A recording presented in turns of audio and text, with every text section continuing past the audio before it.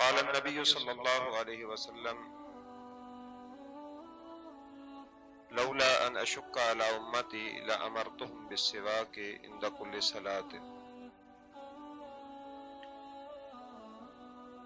ہماری گفتگو رسول اکرم صلی اللہ علیہ وسلم کی اپنی امت کے ساتھ محبت، اپنی امت کے ساتھ پیار، اس حوالے سے جاری تھی۔ نبی کریم صلی اللہ علیہ وسلم کا ہمارے ساتھ جو ایک رشتہ ہے، ایک تو یہ ہے کہ آپ اللہ کے پیغمبر ہیں، اللہ کے رسول ہیں، اور ہماری رہنمائی کے لیے اللہ تبارک و تعالیٰ نے آپ صلی اللہ علیہ وسلم کو مبعوث کیا ہے۔ اس رشتے میں ادب و احترام بھی ہے، اس رشتے میں محبت بھی ہے، اور نبی کریم صلی اللہ علیہ وسلم نے اپنی امت کے ساتھ جو رویہ رکھا ہے، جو انداز اختیار کیا ہے، وہ آپ نے ایک حدیث کے اندر بیان بھی فرمایا ہے۔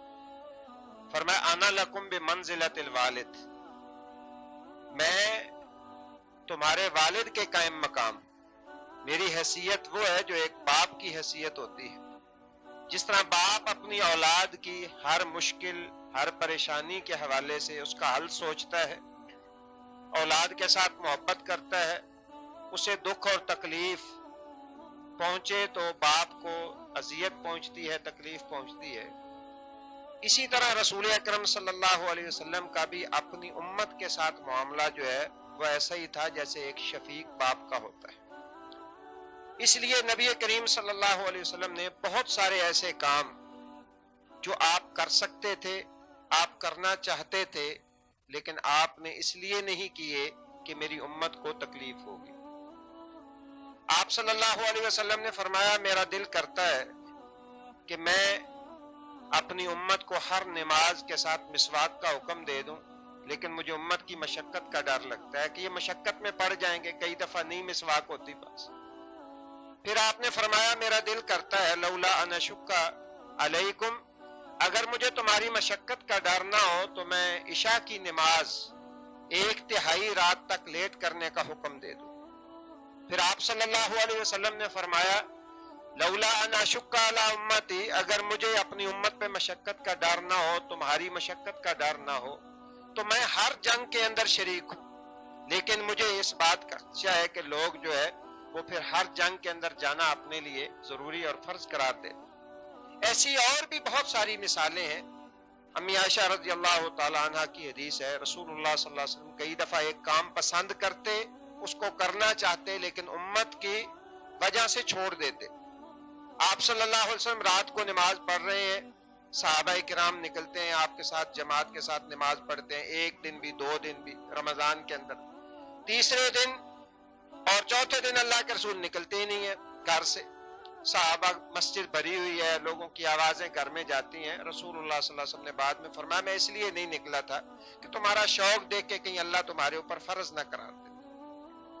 یہ وہ پیار ہے جو ایک شفیق باپ کو اپنی اولاد کے ساتھ ہوتا ہے۔ باپ کا پیار یقیناً پھر بھی تھوڑا ہے، جس طرح رسول اکرم صلی اللہ علیہ وسلم نے پیار کیا ہے، جس طرح اللہ کے رسول صلی اللہ علیہ وسلم نے خیال رکھا ہے، شاید ماں باپ بھی اتنا خیال نہیں رکھتے۔ آپ جب قربانی کا جانور ذبح کرتے تو ایک جانور ذبح کرتے اپنی طرف سے، اپنے اہل و عیال کی طرف سے، اور دوسرا جانور اللہ کے رسول صلی اللہ علیہ وسلم ذبح کرتے وقت کیا کہتے کہ اللہم ھذا امتی جمیعا ممن شہد لک بالوحدانیت وشہد لی بالبلاغ، اے اللہ یہ میری ساری امت کی طرف سے ہے، جو فوت ہو گئے، جو قیامت تک آئیں گے، ان سب کی طرف سے قبول کر لے جو تیری وحدانیت کی گواہی دیں گے اور میری رسالت کی گواہی دیں گے۔ اتنا پیار کہ قیامت تک آنے والی جو امت ہے اس کو بھی رسول اکرم صلی اللہ علیہ وسلم اپنی قربانی کے اندر شریک کرتے ہیں۔ اور اسی پہ بس نہیں، جو صحابہ آپ کے ساتھ موجود تھے، جن کو یہ عزت اور شرف ملی نبی کریم صلی اللہ علیہ وسلم کے ساتھ ملاقات کی، ان کی زندگیوں میں اگر دیکھا جائے تو اللہ کے رسول صلی اللہ علیہ وسلم بعض دفعہ ایسے معاملات کے اندر جو ہے وہ شریک ہوئے ہیں کہ ایک عام آدمی کی سوچ بھی وہاں تک نہیں پہنچ سکتی۔ سیدنا عبداللہ ابن عمر رضی اللہ تعالیٰ عنہ ایک سفر کے اندر رسول اللہ صلی اللہ علیہ وسلم کے ساتھ شریک ہیں. حضرت عمر رضی اللہ تعالیٰ عنہ بھی موجود ہیں, عبداللہ بن عمر بھی ہیں.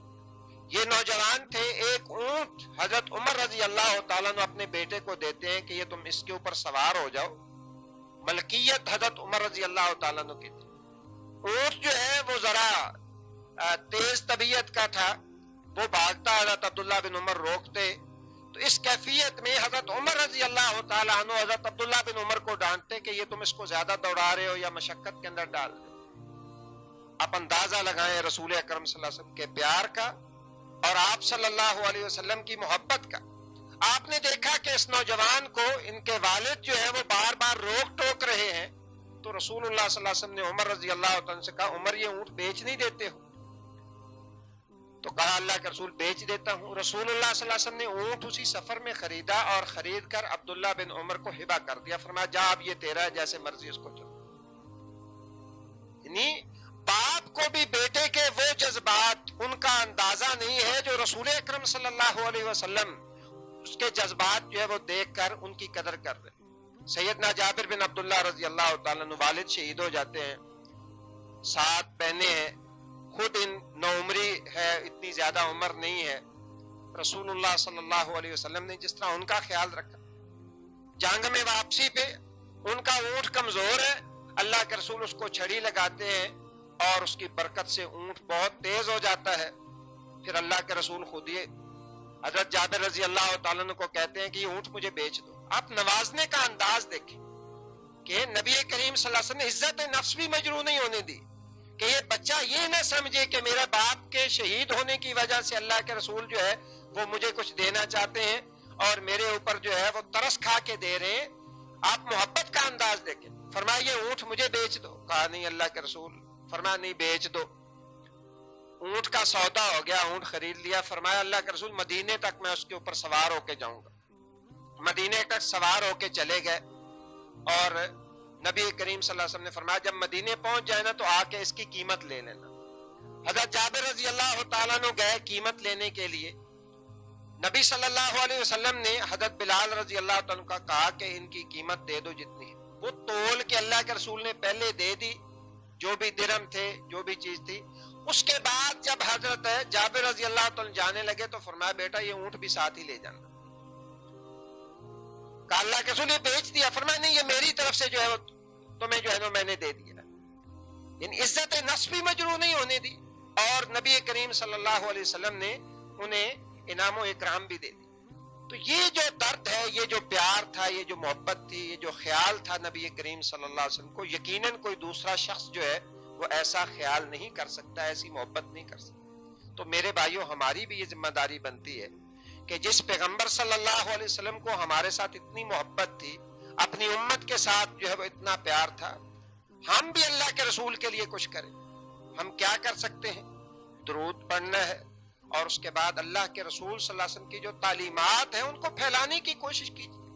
کوئی لمبی چوڑی ضروری نہیں ہے. آپ ایک بات سنیں, وہ درد سینے میں لے کے جو اللہ کے رسول صلی اللہ علیہ وسلم کے سینے میں تھا وہ لے کے آپ لوگوں تک پہنچے, لوگوں کو اللہ کا پیغام پہنچائیں, توحید پہنچائیں. ہر بندے کا کوئی نہ کوئی دوست ہوتا ہے. اپنے دوستوں کے ساتھ یہ محبت کریں کہ میں نے اس کو جہنم سے بچانا ہے, اس کو جنت کے اندر لے کے جانا ہے, اس کو قرآن کی تعلیم جو ہے اس کی طرف راغب کرنا ہے, اس کو نبی کریم صلی اللہ علیہ وسلم کی سنت کی طرف راغب کرنا ہے. نبی کریم صلی اللہ علیہ وسلم کی سیرت ایسے واقعات سے بھری پڑی ہے. ہمیں سیرت کا مطالعہ بھی کرنا چاہیے اور پھر اپنے آپ کو اس کے مطابق ڈالنے کی کوشش کرنی چاہیے. اللہ مجھے بھی اور آپ کو بھی عمل کی توفیق دے. سبحانک اللہم و بحمدک اشہد ان لا الہ الا انت استغفرک و اتوب الیک.